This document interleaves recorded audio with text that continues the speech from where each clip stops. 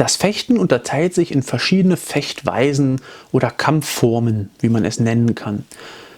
Beginnen tut der Fechter seine Ausbildung in der Regel mit dem waffenlosen Kampf, dem sogenannten Ringen.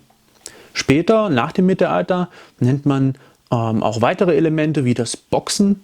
Also das Boxen gehört im Mittelalter zum Beispiel und auch im 16. Jahrhundert noch typisch zur fechterischen Ausbildung dazu. Es wird aber nicht extra erwähnt. Also im Ringen haben wir Elemente des Boxens und Tretens etc. Also Ringen ist im 14. bis 16. Jahrhundert in der deutschen Schule eigentlich der Oberbegriff für waffenloses Kämpfen.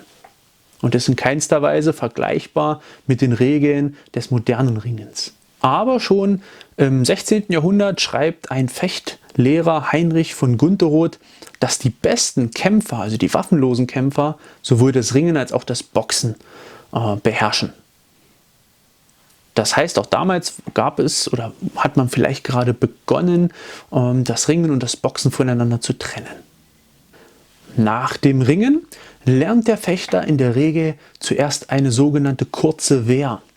Kurze Wehr ist spätestens im 16. Jahrhundert ein Oberbegriff für alle einhändig geführten Hieb- und Stichwaffen.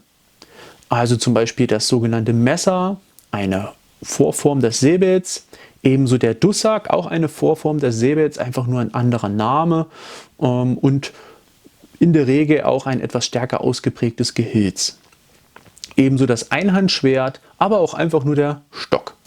Nach den kurzen Wehren folgen die langen Wehren. Das heißt, ein Fechter, der mit der Einhandwaffe seine Basis für das Fechten gelegt hat, also Grundkenntnisse und Grundfähigkeiten, Grundfertigkeiten vielleicht sogar schon erlangt hat, beginnt dies dann auf die lange Wehr zu übertragen.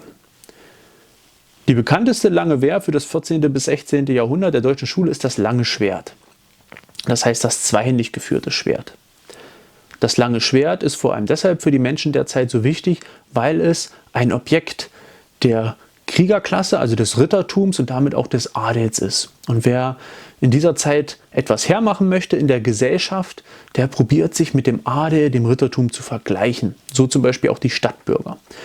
Das heißt, das lange Schwert ist auch ein gewisses Symbol für Macht und Reichtum. Weitere lange Wehren sind zum Beispiel die halbe Stange oder die Stange oder auch Spieß genannt. Also ich sage mal Stangenwaffen mit Holzschaft, die verschiedenste Formen von Klingenwaffen vorne als Besatz und ebenso auch am unten zum Beispiel als Dorn haben können. All diese Waffen zählen zu den langen Wehren. Das heißt, wir haben eine didaktische Struktur innerhalb der Fechtkunst, die uns auch Joachim Meyer zum Beispiel aufzeigt. Wir lernen erstmal das Ringen, unseren Körper zu bewegen, uns zu kräftigen, die gewisse, ich sage mal, Basisfitness als Fechter zu erlangen.